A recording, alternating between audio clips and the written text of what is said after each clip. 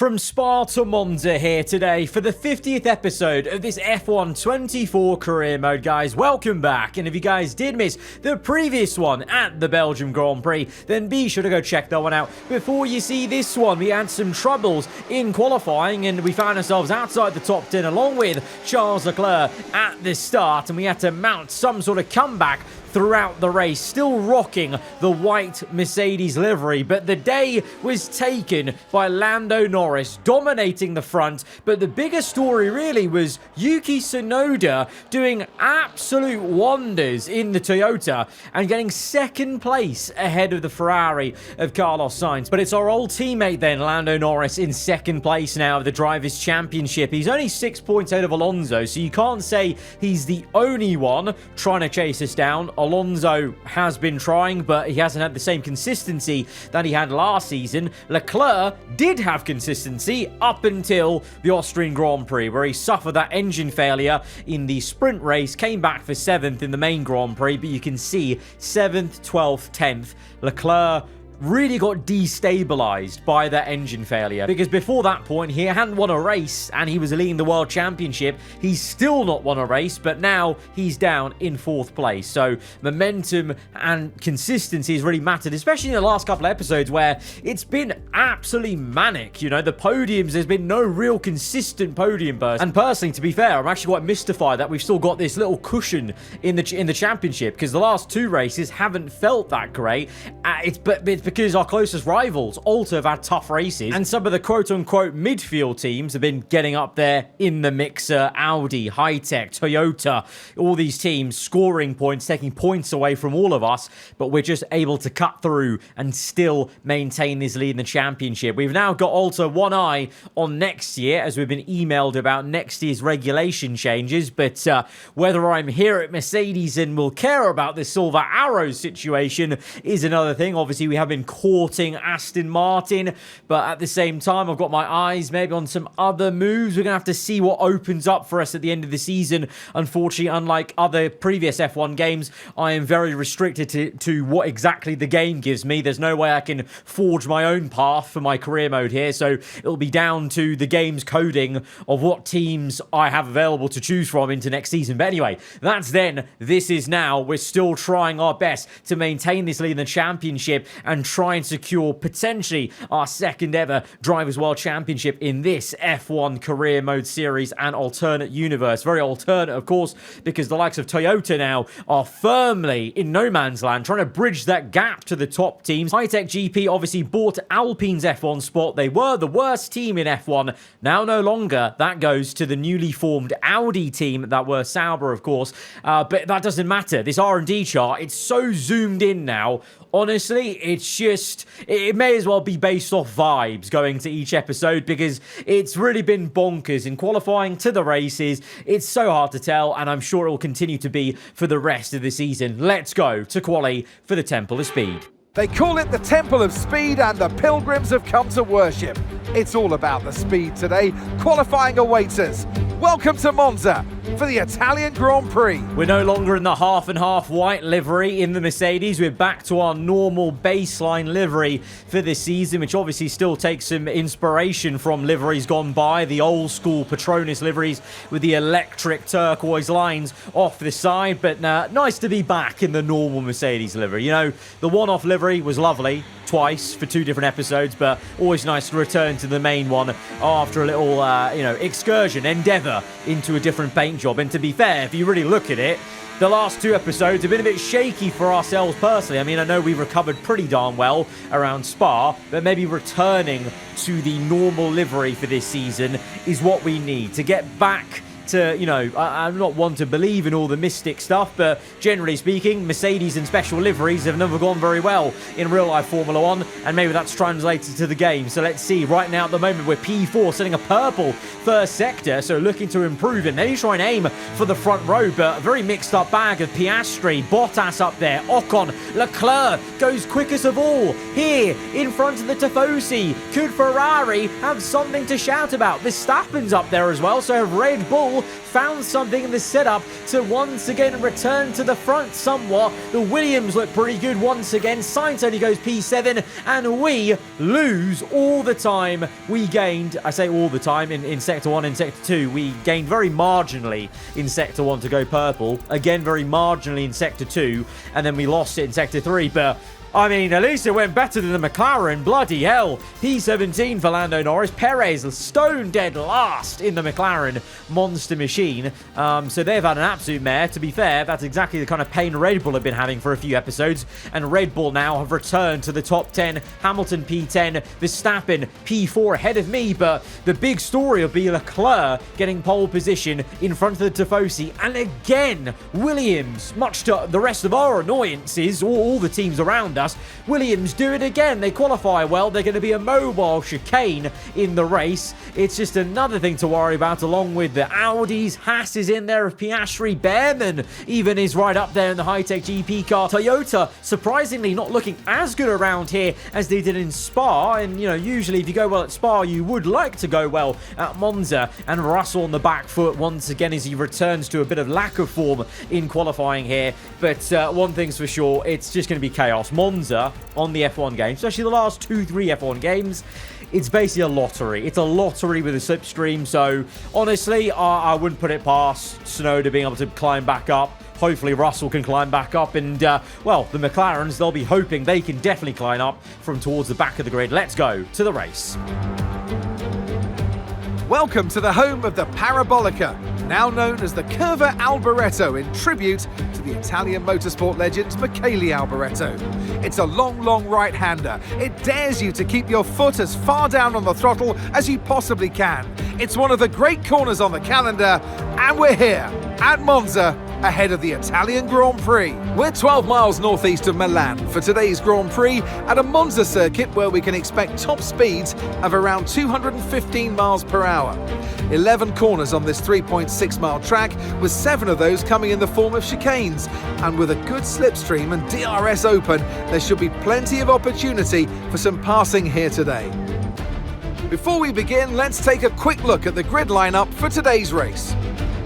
A fantastic effort from Charles Leclerc yesterday, and it's put him on pole, just edging out Alex Albon, who'll start from P2. Considering the rest of the grid, we have Ocon, Verstappen, a Mercedes, Bottas, Sainz, Oscar Piastri, Joe, Hamilton, Russell, Tsunoda, Behrman, Fernando Alonso, Hülkenberg, Ricciardo, Norris, Sargent, Stroll, and Sergio Perez completes our grid. It's almost time for those 5 red lights to go out then. Let's see who can prevail today. And alongside me here today in the commentary box, Anthony Davidson. Let's look at their season, and particularly against their teammate. Fair to say they've got the better of them more often than not. I know what we've got to do before the start of today's race, but what about our driver? What do the final hours look like for them? Well, for them, you know, you've got your pre-race rituals that you go through. You see different drivers that, you know, some have got their headphones on, they're listening to the music. Some drivers really absorb the energy from the crowd and they're there waving to them. Other drivers, they go within themselves. They chat to their engineers, absorbing that information, that vital information that you need to carry you through the race. And, you know, those pre-race rituals are essential to making things systematic. We do a lot of Grand Prix in a season, and the more systematic you can be, the easier you are within that environment. Well, some usual suspects here at the sharp end of this F1 grid. Leclerc, the Williams cars, even Bottas has been a staple of the top 10 in recent episodes. But a new man here is Verstappen. We haven't seen much of him in Red Bull since the, you know, first 4 or 5 episodes of this season. You know, they've been in a bit of a rut, clearly not, you know, getting to grips with setups of the car, maybe gone in the wrong direction when it comes to development. But it seems like maybe something's clicked again here at Monza, at least. P4, Hamilton, the top 10. It is a very unique circuit in a way where if you have engine power, you can go well. So maybe the Ford power unit is just doing well for them in this race. We're going to have to see long-term for the rest of the season if Red Bull are truly back. But let's go to 5 red lights to this Italian Grand Prix with a Ferrari P1. Lights out and away we go. It's going to be an interesting run to turn 1. Oh, we've already got a car issue. Really? Rear wing problem. Is that a lack of DRS? Is it a broken rear wing? Who knows? There's definitely some broken front wings for the Williams of Albon, and Verstappen is involved in that. He returns to the top of F1 and immediately is caught up in some controversy into the first few corners. He leads the race though under this virtual safety car. Unbelievable stuff. Great return for him, nearly going into the back of Ocon there. The two Williams, well, very much causing chaos, like I said, almost immediately. As we take a look at a replay then, so Leclerc got a really awful start from pole position. It was 3 wide, Verstappen in the middle, and he's actually outbroken both drivers, but then the Williams remains committed, and it's just very aggressive. But Verstappen there, did you notice, just nicked Leclerc's front wing. So the Williams has no front wing. He'll have to pit. But Leclerc, he has slight end plate damage. So he will have to continue on and try and drive through that. To be fair, in real life, we've seen Leclerc actually ironically drive faster with a broken front wing sometimes. So let's see how it goes as we overtake Ocon to get up into P4, looking to pass the Williams ahead of us with no front wing. We'll be up into P3, but we have got bigger problems and long-term worries in this race. Our rear wing is broken. The DRS is not going to be available, and I've never had it where it's come offline immediately off the 5 red lights. So that should suggest it's more of a long-term thing. It is at least long-term enough where lap 2, when it's activated, I don't have it, and this is a big problem. This is a big problem. You know how I talked about slipstream and DRS being making Monza a lottery? Well, think of DRS being activated or being able to be activated like buying a lottery ticket. I basically don't have a lottery ticket, and so I can't possibly win, is the best way I can kind of explain how dire this situation is. And when I say not win, I don't even mean winning the race. I mean just actually making any moves and having some pace, because you know the problem is now, look at the bottom right. I've had to, I panicked basically. I've panicked, I've overused my ERS trying to make up for the lack of DRS, and I've got problems now. I've got no battery, I've got no rear wing, and I've got no pace. The pace is in the bin, as are my aspirations and hopes for this race, because we're down to, we're P9. We're P9. I'm actually going to let Russell through because he will be quicker than me right now, and thank you, Russell. Thank you for that. Thank you, mate. Let you by, and you squeeze me out like that. Thank you very much, George Russell, for nothing. As now Hamilton's on the inside. I've been overtaken by Behrman. I've been overtaken by bloody Behrman in the high-tech GP car. He probably, coming into his debut F1 season, did not think he was going to be overtaking me and battling me as much as he has this season. But it's honestly been an insane first year for him in F1. In many ways crazier than the first year I had, although to be fair, we were in a McLaren that was obviously trying to go for the championship. But for his case in the high-tech, the fact that he's up here in the points again is mad. And what's even more mad is Bottas here. He's up to P3. The Williams again have fallen away. Obviously Albon with a pit stop, but Ocon lacking a bit of pace, and the Audi is trying to go for a move. He's actually tucked up right behind Leclerc though, who's going to go for the repass for P1. So Leclerc, despite having that broken end plate, like I said, is actually ironically quicker and going for an overtake for P1 as we struggle to just stay in P13 and struggle to keep our rear end in check. And we've crashed with Lando Norris. What on earth happened there? We've crashed with our old teammate. I didn't even know he was there. Oh, he's gone for the double move. He went for a move on me that I didn't even know he was doing.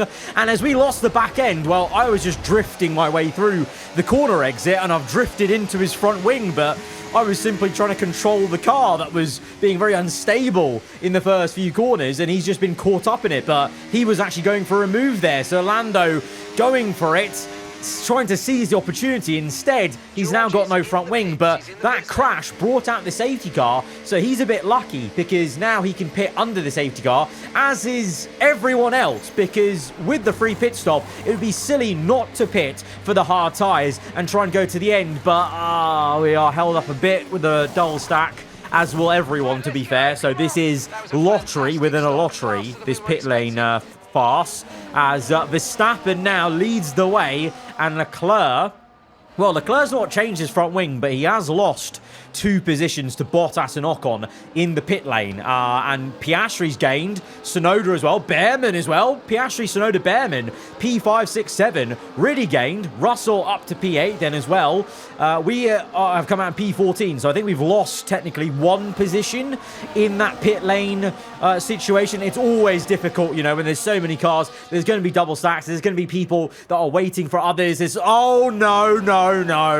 Oh, dearie me. Leclerc is going... Look away, Ferrari fans. Look away. Oh, Leclerc.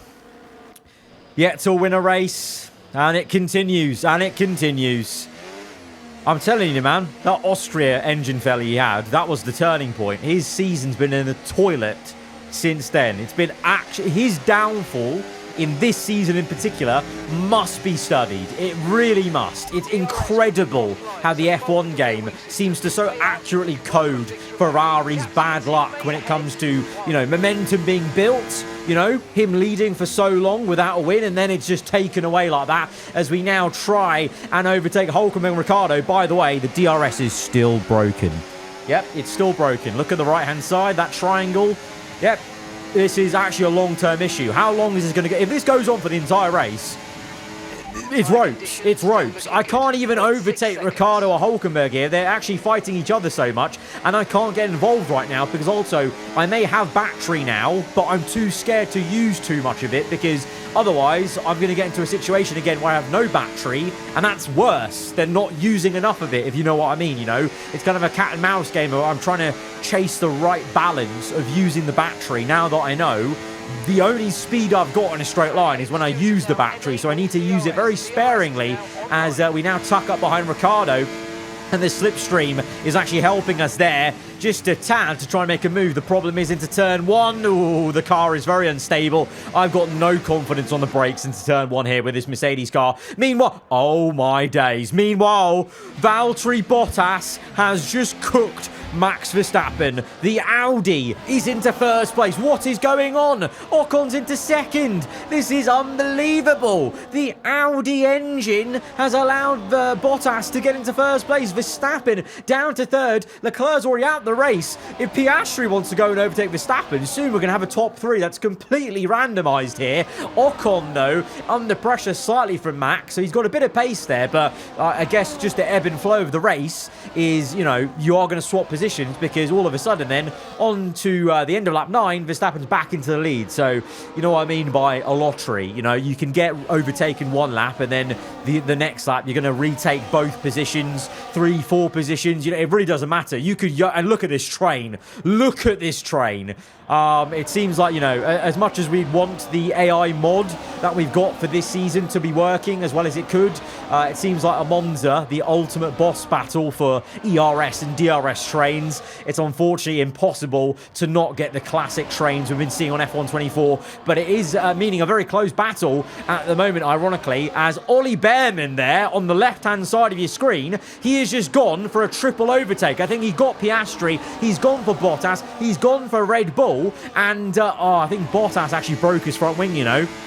After leading the race, I think he broke his wing on Verstappen whilst Behrman went for a move. But, I mean, to be fair, honestly, hang on a minute. I didn't even clock what Behrman just did.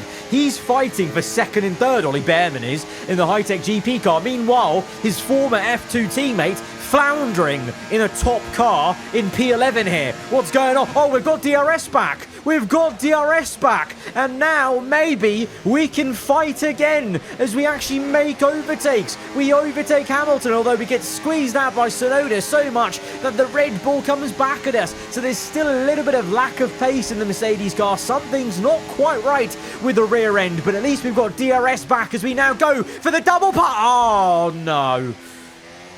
Oh, we've broken our floor. What a messy race, man. What a messy race. This certainly isn't one of my finest hours. This is up there with how messy Monaco was for us. I came across to overtake, what was it, Tsunoda, and I think Hamilton just nicked my floor. I mean, I could have given Hamilton a bit more room in hindsight, but I also was so confident about overtaking him. And it's easily done. It's easy. We've seen Hamilton and Leclerc come together in a similar fashion, remember? Back in, what was it, 2019, where Leclerc went off in the same way I did there. But I've come away with floor damage this time, as we now see Verstappen having to fight Bottas for 4th place, because Piastri has actually pulled away in 3rd. The top 3, by a gap, is Ocon, Behrman, Piastri. That's unbelievable. And cutting on to a Mercedes that is driving competently so far in the race is George Russell, and he's trying to get up into P4, make a double overtake on the Audi, but now he's got 2 Audis for company. Zhou Guanyu has come out of nowhere. Bottas, with that front wing damage, is actually still doing pretty well, just showing, you know, how much engine power and straight line speed matters around Monza. Like, if that was a different circuit, that front wing breakage would be game over, as I now try and desperately cling on to some sort of DRS, some sort of overtake, whilst we wrestle the car through. Right now, the car's not feeling too bad with the yellow underfloor damage, but you're seeing it in the high-speed corners like there. I had to lift off so much, and Logan Sargent, has outdone me in the middle of the apex. He is on mediums. Quite a few people are on mediums, by the way. So I think they're doing a 2-stop. So even though the situation's looking pretty dire right now, and I'm having to go very cautiously into a lot of these corners because I'm not too sure about the capabilities of this Silver Arrow mid-corner, if we can just stick with it, people will pit, and people have pit on lap 15 now, and it means that Ollie Behrman in a high-tech GP car. They were the worst team at the start of the year, no longer, and they've been going from strength to strength, but they've just pulled off an unbelievable strategy. Behrman is into the lead by 6 seconds. Our teammate Russell's into second now. What's happened to Verstappen? Verstappen's falling away. Red Bull, where has their race pace gone? He's down to P5. The 2 Audis have gotten him. Tsunoda's now up to P6, then Hamilton, then us. There we are, P8, because everyone else has come in for me for another pit stop. They've come in for mediums as we go from left to right, and we actually overtake Hamilton, ironically, after all of that, even with the floor damage. But unfortunately, because of the floor damage, Hamilton comes back at us. He's got the acceleration. He's got the confidence into every corner as we go now side by side. Oh, no! Oh, no. Well, that's... no way. No way have I just seen Lando's front wing off. Oh my god, I think we just caused Lando breaking another front wing. Oh, okay, if he didn't hate me already in this series, he is going to hate me now. Ex-teammates, absolutely love lost. Oh my days, that was basically a domino effect of me half spinning, and Lando's broken his front wing for the 2nd time in this race. That is unbelievable, but we've lost all sense of driving, haven't we? What's happened here is as the tyre wear increases on these hard tyres, it means my underfloor damage I'm feeling it more, because we no longer have new tyre kind of advantage, new tyre grip to outdrive the floor damage. It happens all the time on this game in previous F1 games. When you break the floor, it seemingly gets worse as you go on, but that's more because of the tyres going off rather than the damage getting worse. But it meant that I half spun it with Hamilton there. Locked up into turn 1, nearly hit the back of Albon, and we're still in P9 though, to be fair, so we can just hang on, we can limit the damage and at least try and get 2 points. But the man I'm focusing on is Ollie Behrman, who must be absolutely feeling the pressure right now. He's leading an F1 race, and he's 7 laps away from winning it, as Bottas gets overtaken by the Mercedes, well, shed on wheels, to be honest, with the lack of grip into any of these corners. So we've got a free position. We're up to P8. We're now trying to defend Esteban Ocon, who is pit for a second time, by the way. He's one of those cars that had to do a two-stop because he pit under the first safety car for mediums, and he's just overtaken me, just showing how slow I am, because now he's 4 seconds ahead on lap 22. So, and Alonso's on the back of me. So any moment now, I might be fighting for just one championship point here as we get into the final 4 laps of this race. Safety car for the second time, and it's because of Lewis Hamilton. He's spotted at turn 1. It's another free position for us as Hamilton just loses the back end. Tyre wear really not great on the Red Bull Ford, it would seem, because Hamilton spins it, and I believe Verstappen is still only like P3 or 2. I don't know. I think he's behind Russell, but safety car, I'm going to come in. I'm going to come in. And you may be thinking, why on earth am I doing that? There's going to be only 2 laps by the time we go back for racing. Now, here's my thinking. Obviously, I just talked about the tyre wear kicking in, and that's going to make the damage feel worse. Well, we're P8 there. Safety car's going to bunch everyone up. Guaranteed I lose 8, 9, and 10. The only way I can think that we're actually going to gain a point in this race, or 2 points or whatever, is if we go on a fresh set of soft tyres, because that's going to, again, negate the underfloor damage. So that's the thinking there. So as we try and bid just to score some points at the end of this race, Ollie Behrman will lead away this safety car, trying to go for his first ever Formula 1 win. But the problem is the Red Bull is now right behind him, no longer 7 seconds the gap, and Verstappen goes round the outside, and Behrman just doesn't have the car to defend in that situation. It would have been fine if he had the 7-second gap, but it's done. Verstappen takes the lead in the cruelest lesson Behrman will learn. With a safety car like that, it's game over. It doesn't matter how well you've done so far. He doesn't have the car to race a Red Bull, or even Russell, I think. I think Russell will get him by the end there for second place as we get on through into P13, though. So our plan, the soft tyre, is actually, like I said, negating the damage we've got on the underfloor is...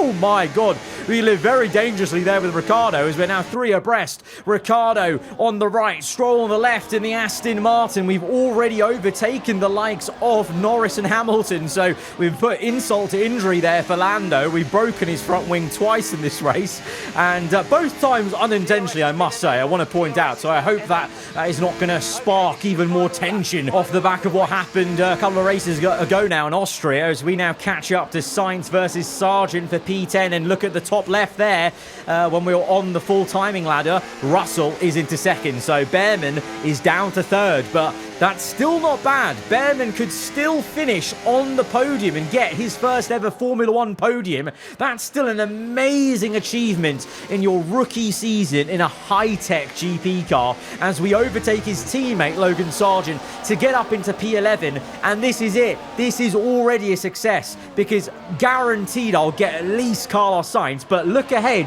Piastri is being held up by Albon. I think Albon's tyres have completely gone off the cliff, so we might be able to get 3 positions in one sector here if we play our cards right, because look at Albon defending Piastri and Sainz. We've managed to get the Ferrari. Piastri's gone through, so we won't get the Haas, but we can get Albon though, so we can get 2 overtakes done in the last sector to climb up to P9. That is a good strategy to pit under that second safety car, as Ollie Behrman, he nearly retakes Russell for second place. But Max Verstappen is back to winning ways here in 2026 for Red Bull Ford. Red Bull are back, potentially. But the star of the day, it's got to be Ollie Behrman. Podium. First podium in Formula 1. Insane. And in the end, there was no Verstappen. Max Verstappen, he takes victory. Well, they showed true grit out there today, Crofty. A steely determination not to be outdone by the rough circumstances. Many points that came their way today. A job well done. Not the easiest of days, but they walk away with a race victory. Red Bull potentially back. Like I said, Monza's a very unique circuit, so let's see how this progresses into the rest of the season. But it's a very messy Grand Prix, and it still means I end up being 27 points ahead of Lando. We actually gained on second place. Again, we had such an awful race, really, in reality, and we still gained in the championship. This is real. I'm feeling like Verstappen IRL in 2024. Like, you know, unable to get a win now for a couple of races, and we're still actually hanging on to the lead of the championship here. And even constructors, because Russell got second place, we actually did well in the constructors because it was an awful race for McLaren. So yeah, it almost feels like we're kind of tripping ourselves through the rest of the season and somehow catching ourselves. We're not, you know, having that full fall. We're tripping and just catching ourselves and still leading the way every single race ever since that second race win of ours in the season. So guys, if you have enjoyed it, be sure to hit the like button. Let me know what you thought in the comments below. If you're around here, then do get subscribed for weekly Formula 1 content. I'll see you guys next time. Goodbye.